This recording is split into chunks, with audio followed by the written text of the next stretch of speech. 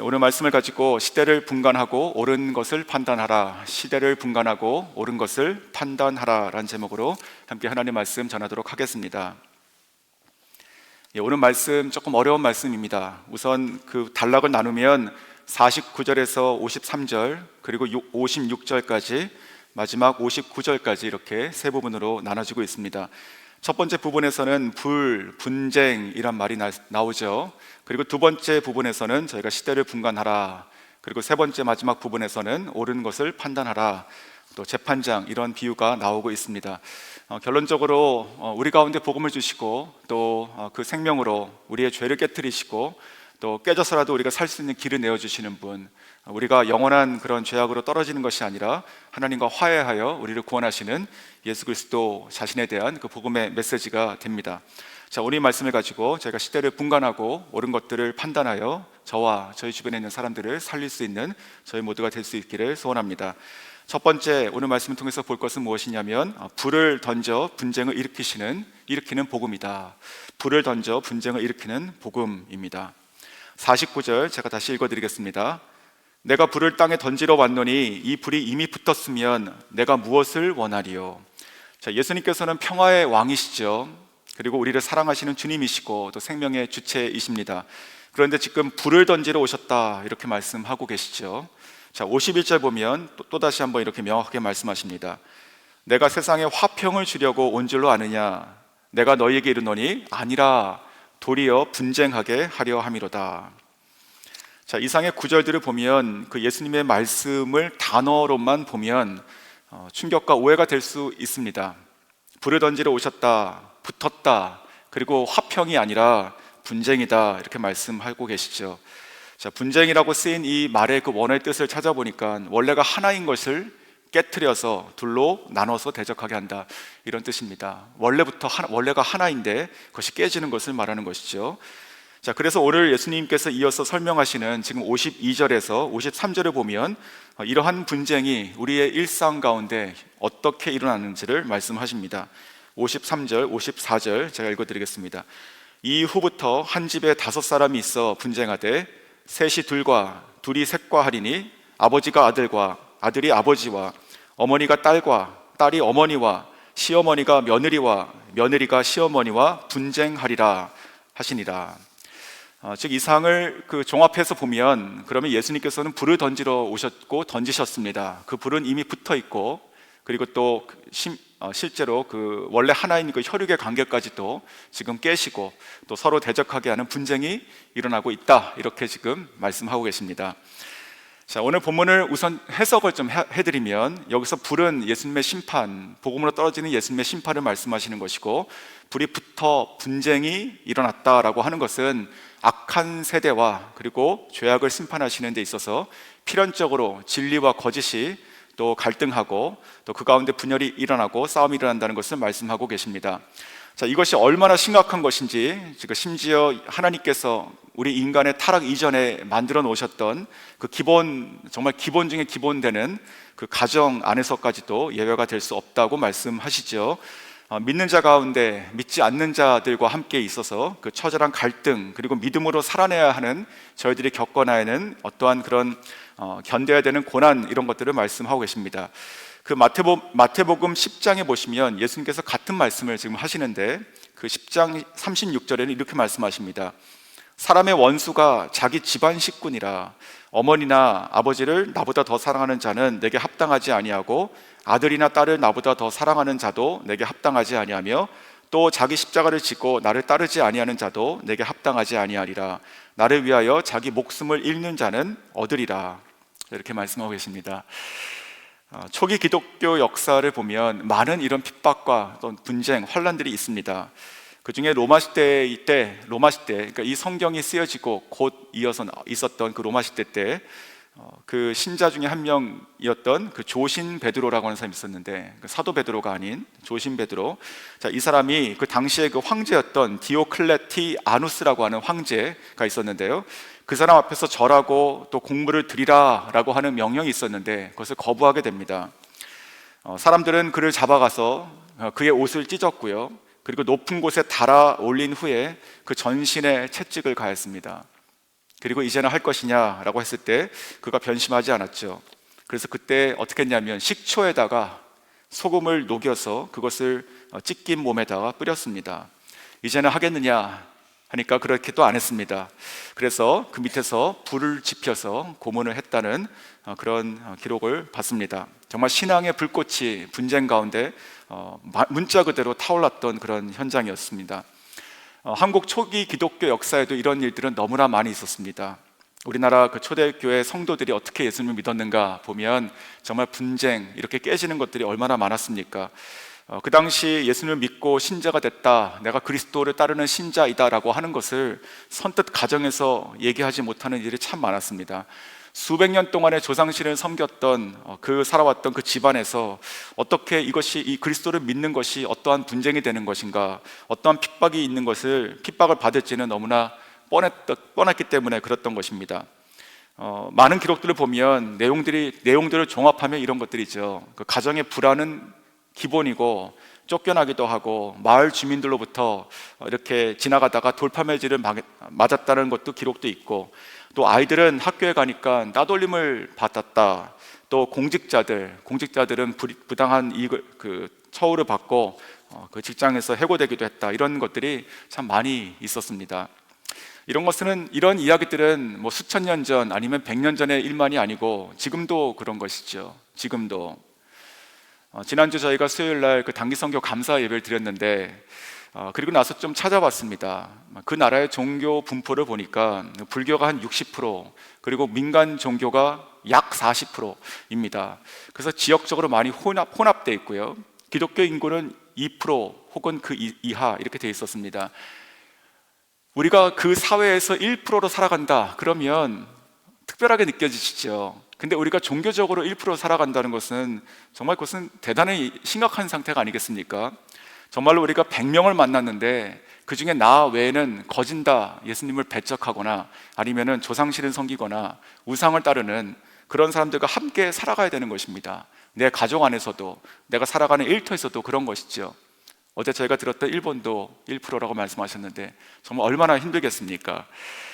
제가 섬겼던 그 선교지도 마찬가지였습니다. 불교가 95%, 그리고 이슬람과 여러 가지 소수 종교들이 약 3%, 그리고 기독교는 개수가 된 것은 1.6%, 저희가 2%, 3% 이렇게 얘기하지만 공식적인 통계는 1.6%입니다. 태어나서부터 죽을 때까지 불교에 이렇게 살아갑니다. 사람이 죽어도 화장터가 그 절 안에 있습니다. 한번 생각해 보십시오. 저희가 이렇게 성도님들이 계신데 어떤 분의 장례를 치러야 되는데 절에 가서 치르는 것입니다. 얼마나 마음이 답답한지 아십니까? 성도가 죽었는데 가가지고 그 승려가 불을 떼워줍니다. 참 정말 황당하죠. 어떻게 우리가 예수님을 전하는 것이 이 사람들에게 무슨 의미입니까? 그래 봐라, 끝은 여기 아니냐, 이렇게 얘기하는 것 같아서 참 마음이 아팠었습니다. 그런 데서 살아가는 사람들, 성도들은 정말 오늘 이 말씀처럼 진짜 그 복음이 불이 되어서 그 집안에서 떨어지게 되는 것입니다. 제가 섬겼던 그 예수님을 전해서 그 복음을 믿었던 한 성도도 정말 자기가 기독교인이다라고 하는 이 말 자체를 하는 것을 1년 이상 주저했습니다. 그리고 한 해가 돼서 신년의 기도 제목을 나누는데 내가 엄마 아빠한테 내가 교회 나간다는 것을 얘기하는 것, 이게 그 해의 기도 제목이었습니다. 그리고 얘기했죠. 그리고 엄청 핍박을 당했었습니다. 너가 예수 믿어서 지금 이렇게 10명 이상 살아가는 우리 집안이 망하게 됐다. 우리 집에 신이 2명이 생겼다. 너 때문에 둘이 싸운다. 얼마 전에 도둑이 들었는데 너 때문에 그렇다. 사업이 망할 것이다. 너의 할아버지가 아픈 것도 너 때문에 안 낫는다. 뭐 이런 얘기, 온갖 이야기를 다 듣고 살았었습니다. 또 다른 성도 한 명도 정말 예수님 믿고 그 집에 가서 그 할머니랑 영적 전쟁을 엄청 치렀습니다. 24시간 누워있는 할머니, 근데 그 할머니가 24시간 그 불경을 듣고 그 설법을 듣는 분이었습니다. 그 앞에서 그 자매가 그 앞에 앉아가지고 그 성경책을 펴고 거기서 같이 성경을 읽기 시작한 것이죠. 전쟁인 것이죠. 매일매일 울었던 것을 기억을 하게 됩니다. 아마 이런 이야기들이 정말 이 복음이 들어와서 이것이 너무나 좋은 것인데 종교적으로 아니면 이것이 정말 죄악을 깨트리는 그 순간에 참 그것이 분쟁이 됐던 이야기들은 아마 여기 계신 분들 중에서도 내 이야기다 라고 하시는 분들도 많이 계실 것입니다. 앞으로 저희가 살아가는 이 시대는 어떻게 되겠습니까? 저희가 정말 다음 세대 하지만 정말 우리가 어떠한 삶을 통해서 힘겹게 예수님을 복음을 그 믿음을 지켜왔다 하더라도 저희들의 그 자녀들이 겪어야 되는 그 세대에서 복음을 지킨다는 것은 훨씬 어려울 것입니다. 훨씬. 그들은 정말 이 말씀 다시 한번 진짜 이 분쟁, 이것이 불이 떨어지고 그들의 사회에서 그 친구 간에 정말 이것이 어떠한 것인지 정말 저희가 알 수 없는 그 수준으로 다시 가지 않을까, 그런 생각이 듭니다. 하지만 저희가 꼭 기억해야 될 것이 있습니다. 그것은 바로 예수님께서는 불을 던지시고 또 그 불을 내게서 붙여서 분쟁하고 깨지게 하더라도, 그 깨트리시더라도 우리를 구원하시고 우리에게 구원의 길을 주시는 분이시라는 것이죠. 예수님은요, 다 이렇게 불태우러 오신 것이 아니라 예수님은 살리러 오신 분이십니다. 예수님은 죄인을 멸하러 오신 것이 아니라 예수님은 죄인을 부르러 오셨습니다. 예수님께서는 어둠을 어둠이라 얘기하시는 분이 아니시고 그 어둠을 비추시는 빛으로 오신 분이십니다. 우리를 죄와 사망의 그 저주, 그 죽음, 영원한 사망, 거기다가 던지시러 오신 분이 아니시라 거기에 떨어지는 저희들을 건지시러 오신 분이심을 저희가 믿습니다. 이 복음이 정말 내 죽을 운명을 깨트린 것이고 나를 살아나게 한 것이 아니겠습니까? 그래서 이것을 이루신 예수 그리스도, 이 그리스도의 복음을 가지고 우리가 살아가는 우리들의 집, 우리들의 이웃, 우리들의 동료가 결국은 우리들을 통해서 살아날 수 있기를 간절히 축원합니다. 자, 두 번째 말씀을 통해서 볼 수 있는 것은 무엇이냐? 시대를 분간하고 옳은 것을 판단하라. 시대를 분간하고 옳은 것을 판단하라. 자, 54절과 56절 제가 읽어드리겠습니다. 무리에게 이르시되 너희가 구름이 서쪽에서 이는 것을 보면 곧 말하기를 소나기가 오리라 하나니 과연 그러하고 남풍이 부는 것을 보면 말하기를 심히 더우리라 하나니 과연 그러하니라. 외식하는 자여 너희가 천지의 기상은 분간할 줄 알면서 어찌 이 시대는 분간하지 못하느냐. 자, 이스라엘 팔레스타인 지형을 보면 그 이스라엘의 서쪽은 지중해이죠. 지중해. 그래서 그 지중해에 있는 그 습한 공기가 구름이 되어가지고 이쪽으로 오면 그럼 비가 오겠구나, 이렇게 얘기하는 것입니다. 실제로 그 엘리야 선지자가 그 비가 오기를 기도하지 않습니까? 비가 오기를 기도하고 그 사안에게 시켜서 뭐라고 했냐면 저쪽 바다 쪽을 봐라, 이렇게 얘기합니다. 바다 쪽. 그러니까 바다 쪽 서쪽에서 구름이 오는가를 보라고 하는 것이죠. 똑같은 이유입니다. 또 남풍이라고 하는 것도 마찬가지죠. 이 팔레스타인 지역의 남쪽은 사막입니다. 이 사막에서 즉 뜨거운 이 공기가 오다가 뜨겁게 데펴지는 것이죠. 이 뜨겁고 건조한 이 바람이 불어오면 정말 덥겠다라고 하는 것입니다. 자, 그것을 통해서 이렇게 분간한다는 것이죠. 그렇게 기상은 분간하는데 근데 왜 이 시대는 분간하지 못하느냐, 이렇게 지금 말씀하고 계십니다. 자, 그렇다면 이 말씀을 통해서 우리가 이 시대를 분간할 수 있는 무엇이 있다라는 뜻이 됩니다. 즉, 이 기상을 분간하는 것은 구름이나 바람을 통해서 분간할 수 있듯이 이 시대를 분간할 수 있는 뭐가 있다는 뜻이지 아니겠습니까? 그것이 뭘까요? 바로 예수님께서 행하시는 일들입니다. 예수님께서 행하시는 일들. 자, 예수님께서 공생애를 통해 가지고 처음에 그 공생애를 시작하시면서 마치 그 출사표를 던지시듯 하신 말씀이 무엇이었습니까? 이사야서 61장이었죠. 이사야서 61장 말씀을 예수님께서 찾아서 읽으셨다고 되어 있습니다. 성경에 보면 찾아서 읽으신 말씀이 무엇이냐면 주의 성령이 내게 임하셨으니 이는 가난한 자에게 복음을 전하게 하시려고 내게 기름을 부으시고 나를 보내사 포로된 자에게 자유를, 눈먼 자에게 다시 보게 함을 전파하며. 자, 이 말씀을 읽으시고 나서 그들에게 뭐라고 하셨죠? 오늘 이 글이 너희 귀에 응하였다. 즉 내가 그다, 내가 메시아다 라고 말씀하셨어요. 자, 그렇게 말씀하시고 난 이후에 그러한 삶을 살아가셨던 것이죠. 그래서 저희가 봤듯이 그 침례 요한이 그 옥에 있을 때 제자들을 보내가지고 다시 한번 묻지 않습니까? 오실 그이가 당신이십니까? 이렇게 묻습니다. 즉 예수님께서 메시아이시죠? 라고 다시 물은 거예요. 자, 그때 예수님의 대답이 무엇이었냐? 저희가 봤던 부분이죠. 누가복음 7장 22절 23절이었는데 그때 이렇게 대답하셨습니다. 너희는 가서 보고 들은 것을 요한에게 얘기하라. 보고 있는, 지금 일어나고 있는 이 보고 또 너희가 들은 것들을 가서 그대로 얘기해줘라. 그때 그러면서 하신 말씀이 뭐였냐면 맹인이 보며 못 걷는 사람이 걸으며 나병 환자가 깨끗함을 받으며 귀 먹은 사람이 들으며 죽은 자가 살아나며 가난한 자에게 복음이 전파된다 하라. 이것이 이론이고 성경에 나와 있는 그 예언의 말씀이 아니라 내가 이 말씀 읽고 시작했고 내가 이렇게 살아가고 있지 않느냐, 너가 보는 대로 가서 얘기하라. 이것이 바로 구름이고 바람이다 라고 하는 것이죠. 이것을 통해서 지금 보이는 이 일들을 보면 시대를 분간할 수 있어야 되지 않느냐, 지금 그렇게 말씀하신 것입니다. 자, 그렇다면 이 본문의 첫 번째 부분이었던 이 불과 분쟁, 그리고 지금 다뤘던 이 두 번째 부분에 해당하는 이 메시아에 대한 말씀을 연결하면 무슨 뜻이 될까요? 불과 분쟁을 주시는 분인데 바로 예수님께서 메시아시래요. 즉 이것은 심판을 얘기하는 것이에요. 불이 떨어지고 분쟁이 일어나고 그분이 바로 지금 예수님이에요. 이것은 심판을 얘기하는 것이죠. 자, 그래서 그 다음 구절들이 저희가 이해가 되는 것입니다. 57절에서 59절입니다. 이렇게 말씀하시죠. 또 어찌하여 옳은 것은 스스로 판단하지 아니하느냐. 내가 너를 고발하는 자와 함께 법관에게 갈 때에 길에서 화해하기를 힘쓰라. 그가 너를 재판장에 끌고 가고 재판장이 너를 옥졸에게 넘겨주어 옥졸이 옥에 가둘까 염려하라. 내게 이르노니 한 푼이라도 남김이 없이 갚지 아니하고서는 결코 거기서 나오지 못하리라 하시니라. 예수님께서 지금 비유를 들고 계십니다. 비유, 즉 재판장에 끌려가고 있는 한 사람, 이 사람은 한 푼이라도 다 갚지 않으면 나올 수가 없는 채무자입니다. 즉 이 채무 무엇입니까? 죄죠. 이 사람은 죄인입니다. 이 사람은 자기의 죄로 인해서 지금 자기의 죄값을 한 푼이라도, 즉 전부 다 갚지 않으면 절대로 나올 수가 없는 처지에 있는 사람이죠. 이 사람은 지금 곧 옥졸에게 넘겨질 것이고 그리고 재판장 앞에 서게 되는 것입니다. 그러면 기회가 더 이상 없는 것이에요. 자기의 죄값으로 즉 그 사망에 이르게 되는 것이죠. 자, 그렇다면 그래서 그 다음에 이제 뭐라고 하시냐면, 그럼 어떻게 되는가? 58절에 이렇게 말씀하십니다. 내가 너를 고발하는 자와 함께 법관에게 갈 때에 그 다음에 길에서 화해하기를 힘쓰라. 지금 가고 있어요. 지금 내가 이 채무, 이 죄 때문에 내가 영원하신 재판장 앞에 내가 지금 끌려가고 있지만 가는 그 길에서 법관에게 갈 때 내가 화해할 수 있기를 원한다라는 것이죠. 그래서 힘쓰라.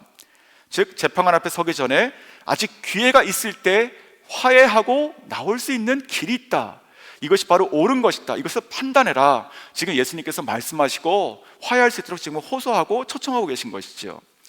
예수님께서 이 공생애를 시작하시면서 던지셨던 첫 번째 메시지가 무엇이었습니까? 메시지가 회개하라, 천국이 가까웠느니라. 회개의 메시지를 던지지 않으셨습니까? 즉 회개하라는 호소였어요.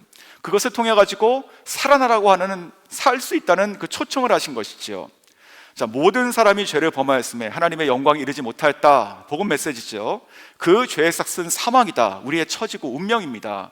그런데 그런 우리들에게 지금 예수님께서는요, 아직 우리가 최후의 심판 때 서기 전이니까, 아직은 우리가 재판장 앞에 서지 않았으니까 아직 이때 기회가 있으니 너희들이 그 길에서라도 돌이켜서 회개하고 화해할 수 있도록 힘쓰라. 지금 말씀하고 있는 것입니다.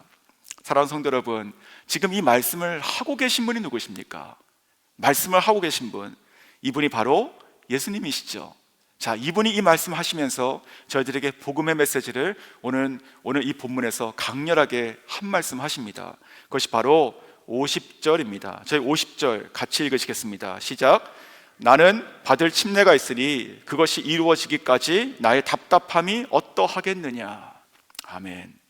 자, 주님께서요, 이 죄악된 시대를 살아가고 분간하지 못하고 정말 이 죄의 채무를 가지고 채무자가 되어서 사망의 그 대가를 치러야 되는 그 운명에 처해 있는 저희들, 재판장 되시는 공의의 하나님 앞에 지금 가고 있지만 그 가는 길에 서 있는 우리라도 지금 화해할 수 있기를 바라시잖아요. 근데 우리에게는 그런 능력이 없습니다. 왜냐하면 우리는 이 말씀처럼 정말 그 한 푼이라도 다 갚지 않고서는 나올 수가 없기 때문에 그런 것이죠. 근데 그것을 할 수 있도록 친히 그 모든 채무, 즉 모든 그 죄값을 치러주시겠다는 분이 누구십니까? 바로 예수님인 것이에요. 그래서 예수님께서 말씀하실 때 내가 친히 받을 침례가 있다. 예수님 침례 받으셨잖아요. 그러니까 그 얘기하는 거 아닙니다.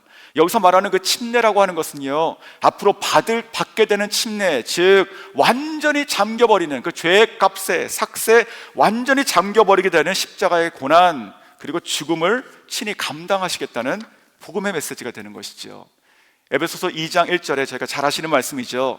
죄와 허물로 죽었던 너희들을 살리셨도다. 우리의 운명은 이미 다 죽었어요. 죽어가고 있는 것도 아니고 죽을 수 있는 것도 아니에요. 죄와 허물로 우리는 이미 끝났어요. 그런 우리들을 살리셨다고요. 로마서 3장 25절 26절에 이렇게 말씀하십니다. 이 예수를 하나님의 그의 피로써 믿음으로 말미암는 화목제물로 세우셨으니 이는 하나님께서 길이 참으시는 중에 전에 우리가 지은 죄를 간과하심으로 안 보시겠다는 거예요. 자기도 의로우시며 또한 예수 믿는 자를 의롭다 하려 하심이라. 이것이 바로 복음의 메시지인 것이죠. 사랑하는 성도 여러분, 이 예수님께서 하나님의 복음 되시죠. 우리를 살리시는 생명 되시는 분이십니다. 우리가 살아온 모든 죄의 운명을 깨트리시더라도 그 마땅한 죄값인 그 사망, 그 영원하신 그 재판장이신 하나님께 서기 전에 다시 우리를 화해키 원하시고 할 수 있는 길, 즉 화목 제물로 받을 그 침례를 통해서 돌아가시고 부활하신 그 주님, 이것은 믿음으로 우리가 이 죄의 삭세에서, 이 운명에서 나올 수 있게 되는 것이고, 그 복음을 가지고 우리가 들어가는 우리의 가정, 우리의 어떤 이웃, 우리의 동료들 가운데 분쟁을 일으키겠지만 결국 그걸 통해서, 우리를 통해서 하나님께서 살 길을 내시고 그 영혼을 살리시는 복음, 그 예수님을 오늘도 찬양하시고 그 예수님을 힘입어서 살아가시며 저를 여러분을 통해서 정말로 우리가 살리는 사람, 우리 통해 가지고 살아나는 영혼들을 많이 꿈꾸시고 이번 한 주간 많이 거두시는 저희 모두가 될 수 있기를 주님의 이름으로 축원합니다.